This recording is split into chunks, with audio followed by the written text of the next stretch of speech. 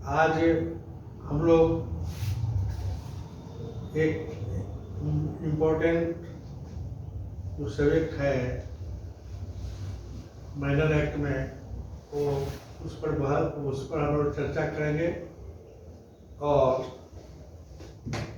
देखेंगे कि कैसे उसका डेवलपमेंट हुआ और अब उसकी क्या स्थिति है, ये जो एक्ट बना है कब बना है, इसका ऑब्जेक्टिव क्या है और इसमें कौन कौन सी बातें कही गई है जो सबों के लिए आवश्यक है।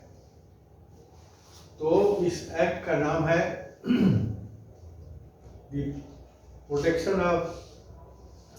Prevention of corruption act 1988। यह एक्ट एक मुख्य रूप से हिंदुस्तान या भारत में बहुत दिनों के बाद यह एक्ट बना, जिस पर कह सकते हैं कि पूरे भारत वर्ष में यह एक अनोखा एक्ट है। अनोखा इसलिए हम कर रहे हैं कि जनता हो या राज्य हो या फिर इसमें रहने वाले लोग हैं, जो कैटेगरीज बना हुआ है, उनके बीच एक पब्लिक इंटरेस्ट और प्राइवेट इंटरेस्ट की बात आती है और प्राइवेट इंटरेस्ट जब भारी हो आता है तो पब्लिक इंटरेस्ट निश्चित रूप से उसके ऊपर आफत आता है, घट जाता है और जो पब्लिक इंटरेस्ट के लिए किया जाना चाहिए वह प्राइवेट इंटरेस्ट में चला जाता है। यह एक प्रिंसिपल है और इसी ऑब्जेक्ट को ध्यान में रखकर कि कब कैसे किस प्रकार प्राइवेट इंटरेस्ट को पब्लिक इंटरेस्ट में बदला जाए, जिससे देश, यहाँ की जनता और यहाँ के सरकार को मुनासिब ढंग से काम करने के लिए, देश की सेवा करने के लिए और जनता की सेवा करने के लिए कामयाबी हो। ये करप्शन या भ्रष्टाचार एक ऐसा दिमाग है जो हिंदुस्तान में डे बाय डे लगता ही जा रहा है। 2005 और 2008 में जो इंटरनेशनल सर्वे हुआ था, उसमें से जो लगभग 200 देश हैं, उसमें हिंदुस्तान का जो पोजीशन है वह 86 नंबर पर है एज ए करप्टेड कंट्री। तो ये देखकर पता चलता है कि हम लोग भी इस दिमाग से, इस करप्शन से, इस इल्लीगल एक्ट से अलग नहीं है और अलग जब नहीं है तो कहीं नहीं किसी को नुकसान देकर सेल्फ इंटरेस्ट में हम जीते हैं। रोस्कोफोर्ड ने बहुत पहले ही यह कह दिया था कि साहब, पब्लिक इंटरेस्ट, प्राइवेट इंटरेस्ट और पर्सनल इंटरेस्ट, इसको यदि ठीक से नहीं समझा गया तो एडमिनिस्ट्रेशन, गवर्नमेंट और जिसके लिए वेलफेयर कार्य किया जाता है, वे तीनों के तीनों घाटे में रहते हैं और किसी एक व्यक्ति जो उसमें मीडिएटर होता है या फिर हिंदी में कहें बिचौलिए होते हैं, उनको फायदा कर जाता है, जिससे हम आगे चलकर व्यक्ति को पब्लिक सर्वेंट या लोक सेवक के नाम से जाने जाते हैं, जिनकी चर्चा सेक्शन 3 में की गई है, 2 में की गई है और उसको हम अच्छी तरह देखते हैं। उन्हीं के आधार पर यह कानून बनाया गया है, क्योंकि आपको बताते हैं कि राजीव गांधी जब जिंदा थे, उन्होंने कहा था अपने भाषण में कि गवर्नमेंट यदि 1 रुपये किसी व्यक्ति के वेलफेयर के लिए भेजती है तो उसके पास 15 पैसे ही मिलते हैं और बाकी 85 पैसे इधर उधर में चला जाता है। मतलब 85 पैसे का कोई हिसाब नहीं है और कहाँ चला जाता है इसकी कोई गारंटी और फिक्र नहीं है। तो यह है आपका आधार और ऑब्जेक्टिव कि 85 पैसे को 15 पैसे के बदले में 85 पैसा जाए, 15 पैसे खर्च हो जाए, ऐसा वातावरण कब आएगा इसके लिए सभी को जिम्मेदार है, क्या राजा क्या प्रजा इत्यादि। तो इसी को ध्यान में रखकर यह भी कहा सकता है कि आखिर इस करप्शन का निपटारा क्या है। तो उसके लिए तो कानून बनाए जाते हैं, कानून तो अनेकों है। हिंदुस्तान में जितना कानून है शायद हम आप दूसरी जगह नहीं देखते, यहाँ कानून ही कानून है। और कानून का पालन करने वाले ही कानून का पालन नहीं करते तो हम आप क्या है। हर आदमी इस दौर में है कि साहब मेरा काम पहले हो, मेरा भाई जेल चला गया छूट जाए, मेरे फेवर में न्याय हो जाए। तो इसको कहते हैं अनड्यू एडवांटेज, और इससे हर कोई त्रस्त है और हर कोई यही चाहता है। और करप्शन जो शब्द है उसकी उत्पत्ति तो बहुत छोटे से पैमाने पर हुआ था, लेकिन हमारा देश खासकर ज़्यादा जनसंख्या वाला देश है। साथ साथ हर आदमी चाहता है कि मेरा काम जल्दी हो, और हर आदमी जो आज नौकरी में है वह चाहता है कि काम हम अपने मर्जी से करें, वहाँ भी शुद्धता हो, वहाँ भी फंडामेंटल राइट खोजने लगते हैं। जब तक नौकरी नहीं मिलती है तब तक लोग उसके लिए परेशान रहता है, नौकरी मिलने के बाद सरकारी काम है इसलिए आराम हो जाता है, ऐसा कहा जाता है।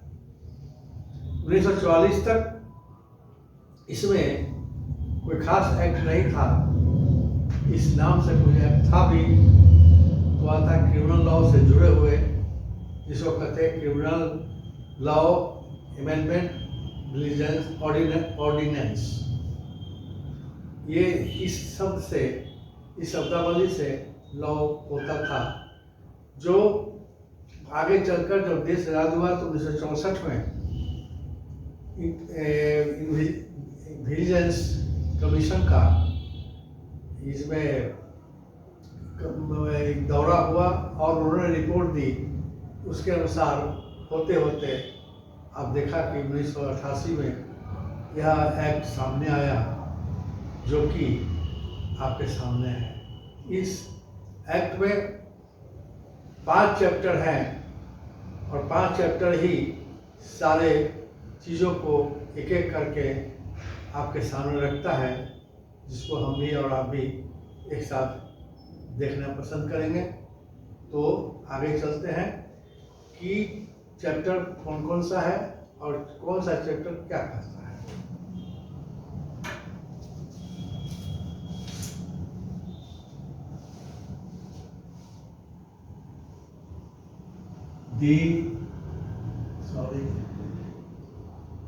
प्रिवेंशन ऑफ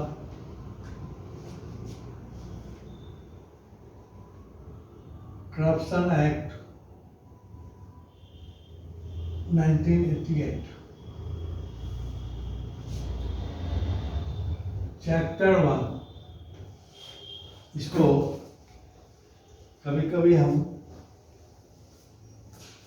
प्रीलिमिनरी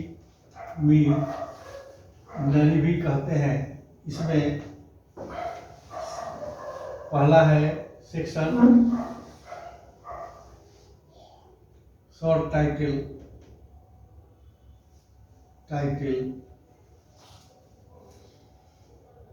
उसके बाद सेक्शन 2 है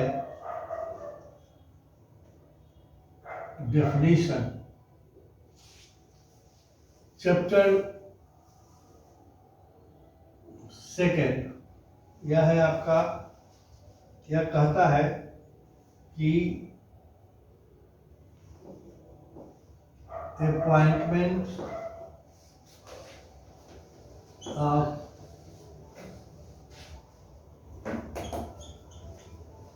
special judges.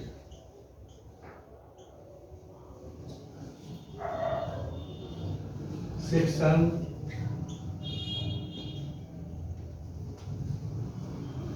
3 to section 6. अब है चैप्टर 3। ये है आपका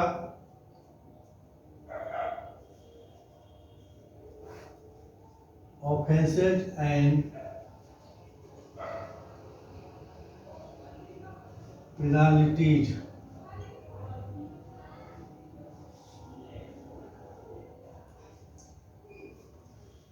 सेक्शन 7 to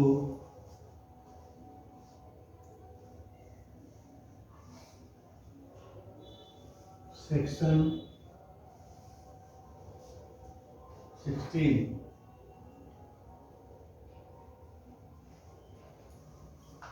चैप्टर 4 इसमें है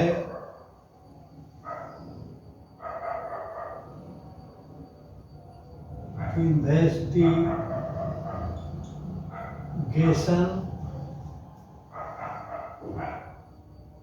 into cases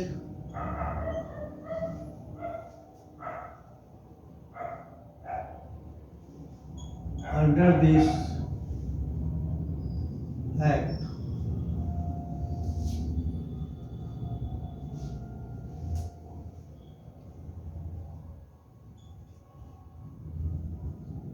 Section 17 to section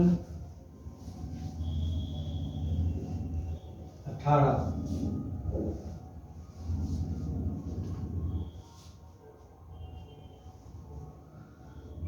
And last chapter, section 5, chapter 5,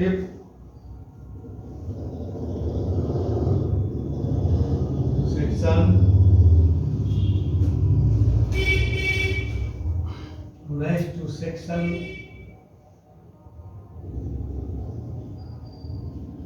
31 repeat।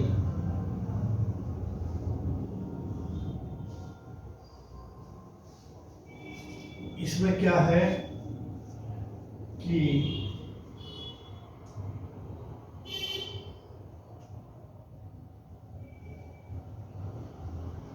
Sanction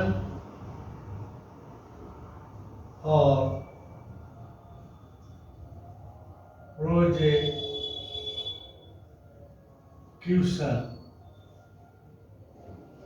and other miscellaneous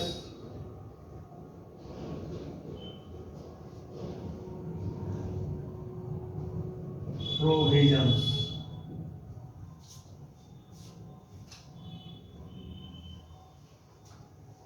इसका हिंदी होगा, सबका हिंदी आसान है, इसका तो हिंदी थोड़ा टेढ़ा है।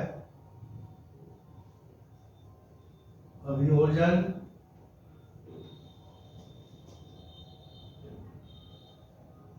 के लिए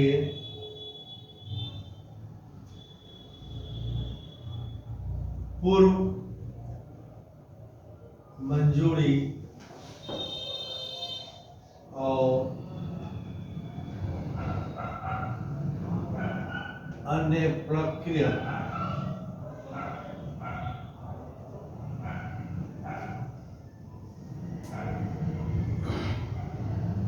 उपबंध।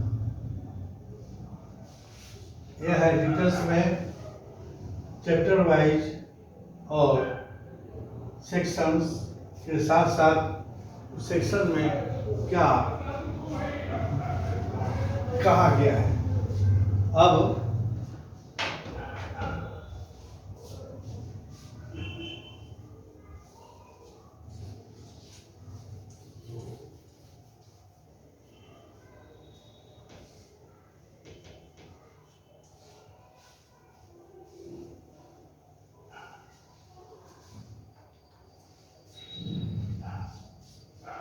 जैसा कि सभी कानून में, लॉ में एक प्रिलिमिनरी देखा होगा आपने, शॉर्ट टाइटल का जिक्र होता है।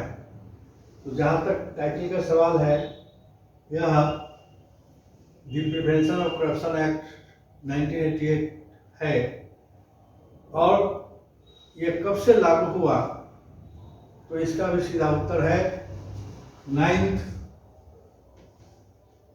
सितंबर 1988। ये सेक्शन 1 में है।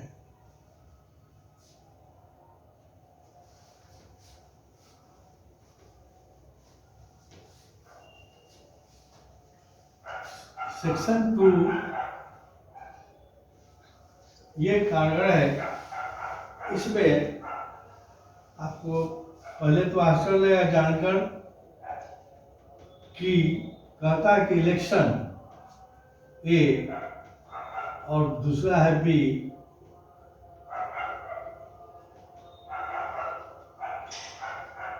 Public duty. ये दो शब्द को सेक्शन 2 में खासकर डिफाइन करने की बात की गई। तो इस हिसाब से देखें हम तो इलेक्शन, यदि आपसे पूछा जाए या हमसे पूछा जाए कि किससे पूछा है कि इलेक्शन, तो मेरे समझ से आजकल ऐसा कोई व्यक्ति नहीं जिसको इलेक्शन के बारे में समझ में नहीं आते है, और उसका हिंदी में चुनाव, that is very clear for everyone. And the meaning towards the law, the meaning of the word election so far as law is concerned is very much also clear for the student who are doing or who has done LLB. Only we should know that though this country is republic country, democratic country, so there is need of election for government, election for president, election for PM and so on. तो central government की बात करें तो फिर prime minister की बात करते हैं, काउंसिल मिनिस्टर की बात करते हैं, उससे पहले फिर चलिए MP की बात करते हैं और राज्यसभा की बात करते हैं। ये सारे के सारे जो लोग जाते हैं आपका रिप्रेजेंट है, क्योंकि इलेक्शन तक आप सोवरेन होते हैं और उनको भेजते हैं चुनकर। तो इलेक्शन शब्द चाहे वह केंद्र हो, चाहे राज्य हो, या प्रखंड हो, या गांव हो, जहां पंचायत की बात करते हैं, if the persons who are competent are elected by the are selected or elected by the people, that process is called election. ये बताया गया है आपके इसमें। अब इलेक्शन का क्यों इसमें बताया गया, ये बात का विषय है, लेकिन इसमें जो है वो आपको बताने की चीज है, इसलिए मैंने बताया। Now the question arise public duty.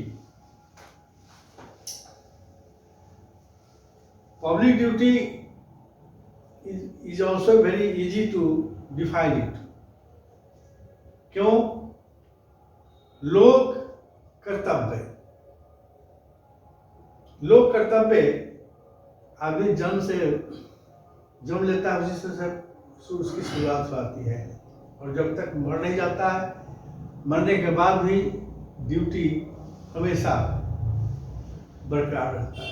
कहा जाता है कि अधिकार जो है आदमी के मरने के बाद समाप्त होता है, लेकिन ऐसा नहीं है। मरने के बाद भी बहुत सारे अधिकार मर जाते होंगे, जल जाते होंगे, या उनका नामो निशान नहीं होता, लेकिन जो वो अपने बॉडी को छोड़ जाते हैं, जो अपने रेपुटेशन को छोड़ जाते हैं, चाहे वह चोर के रूप में रेपुटेशन हो, डकैत के रूप में हो, या एक भले आदमी के रूप में, या महान आदमी के रूप में, वह एक कर्तव्य है, लोग याद रखता है। यदि गांधी जी को याद रखते हैं तो उनका शरीर आज नहीं है, लेकिन हम लोग का कर्तव्य है कि उनको याद रखें, उनको फॉलो करें, और ये उनका अधिकार है। जो छोड़ गए तब भी वो मरा नहीं, वो आज भी जिंदा है और अपने अधिकार की खोज में आज भी है, और उस अधिकार की खोज की जाती है तो हम ही आप खोजते हैं और हम ही उनको प्रणाम करते हैं। इसका मतलब है कि उनको पूजते हैं, और पूजने का अर्थ है कि हम उनके अपने कर्तव्य को वहन करते हैं।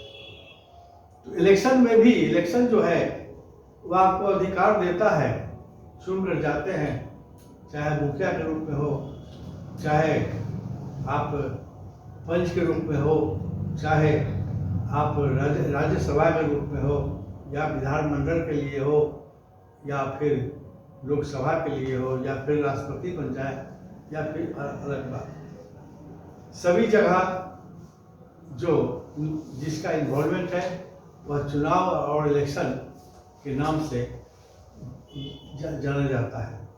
और इलेक्शन के बाद जो लोग अधिकार समझते थे, अधिकार हुआ और जीत गए, चले गए, वह आपको रिप्रेजेंट करते हैं, तब उनको अधिकार प्राप्त हो गया, उनका कर्तव्य आपके प्रति बनता है। अब ड्यूटी की बात करते हैं तो उनका कब कर्तव्य और ड्यूटी आपके प्रति होता है, तो आप भी अधिकार अपना खोजते हैं, और अधिकार खोजने के रूप में आप सरकारी पद पर बहाल हो जाते हैं। हो सकता है सरकार के द्वारा सेवा, सरकार जब सेवा लेती है आपसे तो उसके बदले में पैसे मिलते होंगे, सेवा करने का दान कुछ मिलता होगा, कुछ नहीं पारिश्रमिक मिलता होगा, और उसके बदले में आप सेवा देते होंगे।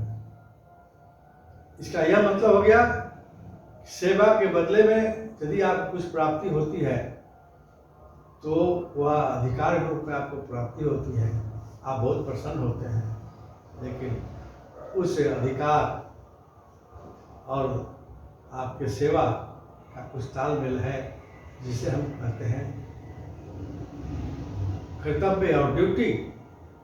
तो राज्य हो या केंद्र हो, अर्थात सरकार हो या जनता हो, जिसका हित पब्लिक हो, तो सारे पब्लिक का हित जहाँ एक जगह इकट्ठा होता है, जिसे हम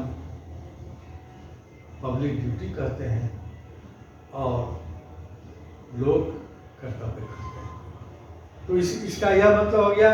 आर्टिकल 51 में चले आइए, जिसमें लिखा हुआ है, संविधान कहता है कि अधिकार आपको फंडामेंटल राइट दिए गए हैं, तो उसके साथ साथ कर्तव्य भी है।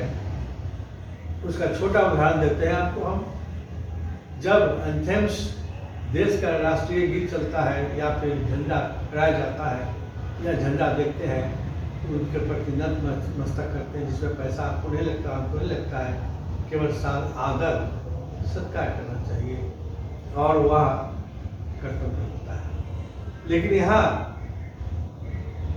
जो करप्शन एक्ट है, इसमें लोक कर्तव्य का अर्थ है कि निस्वार्थ सेवा जनता करें, जो अधिक से अधिक जनता का इंटरेस्ट या इन्वॉल्वमेंट है वहाँ।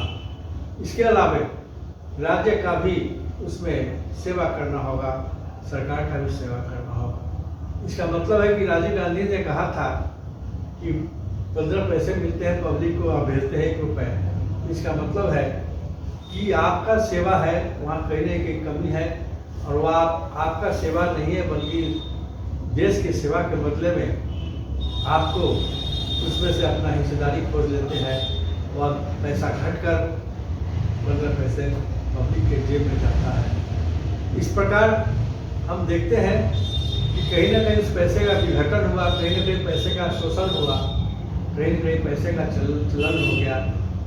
इसका मतलब है कि कहीं सरकारी महकमे में, कहीं सरकारी कर्मचारियों के बीच वह पैसा प्राइवेट गेन के रूप में चला गया, जो कि इलीगल गेन था।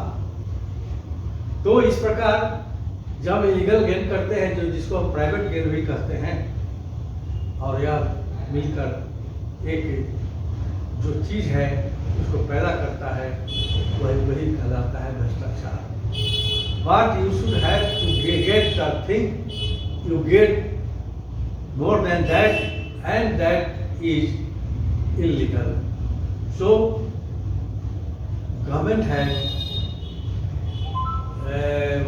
acted this act so that such type of act must be prevented by the law, and that prevented by law is nothing but the Prevention of Corruption Act. बस ये दूसरे दिन, thank you.